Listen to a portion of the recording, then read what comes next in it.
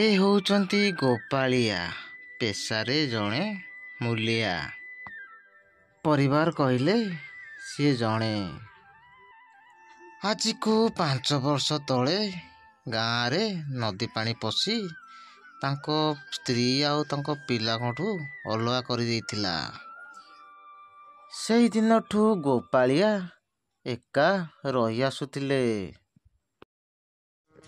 ପ୍ରତିଦିନ ଗୋପାଳିଆ ଗାଁ ନଦୀ ପାର ହେଇ ବଜାରକୁ ଚାଲିଯାଏ କାମ କରିବା ପାଇଁ।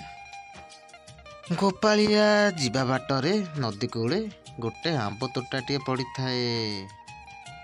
କିଛି ଦୂର ଗଲା ପରେ ଗାଁର ସେଇ ନଦୀ ପୋଲ ପୁଣି ଡେଇଁବାକୁ ପଡ଼ିଥାଏ। ସଞ୍ଜ ହେବା ଆଗରୁ ଗୋପାଳିଆ ବଜାରରୁ ନିଜ ଗାଁକୁ ଖୁବ୍ ଶୀଘ୍ର ଫେରି ଆସିଥାଏ। ଅଧିକ ସଞ୍ଜ ହେଇଗଲେ ଏଇ କାଠ ପୋଲ ଉପରେ ଗୋଟିଏ ହାଡ଼ କଙ୍କାଳ ଲୋକମାନଙ୍କୁ ବହୁତ ହଇରାଣ କରେ।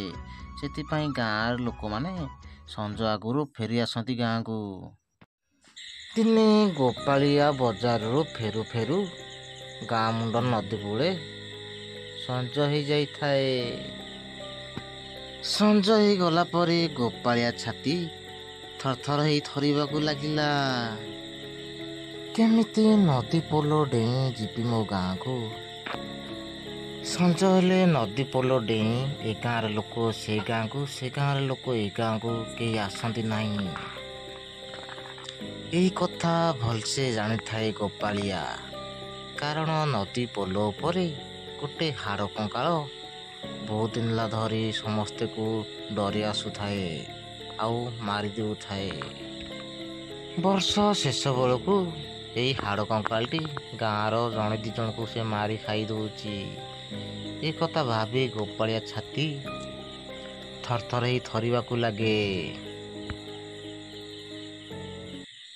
ଛାତିରେ ବଳ ଆଉ ସାହସ ରଖି ଗୋପାଳିଆ କାଠ ପୋଲ ଉପରକୁ ଧୀରେ ଧୀରେ ଚାଲିବାକୁ ଲାଗେ।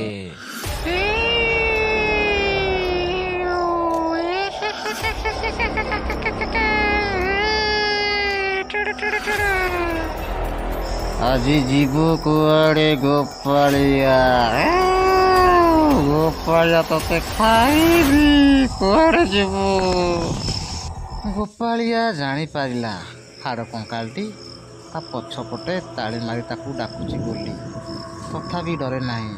ତାର ମାୟାବୀ ରୂପ ଯେତେ ଦେଖାଏ ତଥାପି ଗୋପାଳିଆ ଡରେ ନାହିଁ। ଆଉ ରାଗିକି ତାକୁ କୁହେ, ତୁ ଆମ ଗାଁ ଭୂତଟି, ଆମ ଗାଁ ଭୂତ ଏଇ ଆମ ଗାଁ ଲୋକକୁ ଡରଉଛୁ? ତୋ ମୁହଁରେ ଟିକେ ଲାଜ ନାହିଁ? ତୁ ସିନା ବାହାର ଗାଁ ଲୋକକୁ ଡରାନ୍ତୁ, ନିଜ ଗାଁ ଲୋକକୁ କିଏ ଡରାଏ? ମୁଁ ତମ ଗାଁ ଭୂତ ନୁହେଁରେ ଗୋପାଳିଆ, ମୁଁ ଜେମାଦେଇପୁର ଭୂତ। ହାଡ଼ କଙ୍କାଳର କଥା ଶୁଣି ଗୋପାଳିଆ କୁହେ, ତୁ ଯଦି ଜେମାଦେଇପୁରର ଭୂତ, ତୁ ସେଇ ଗାଁ ଲୋକଙ୍କୁ ଡରା, ଆମ ଗାଁ ଲୋକଙ୍କୁ କାହିଁକି ଡରଉଛୁ?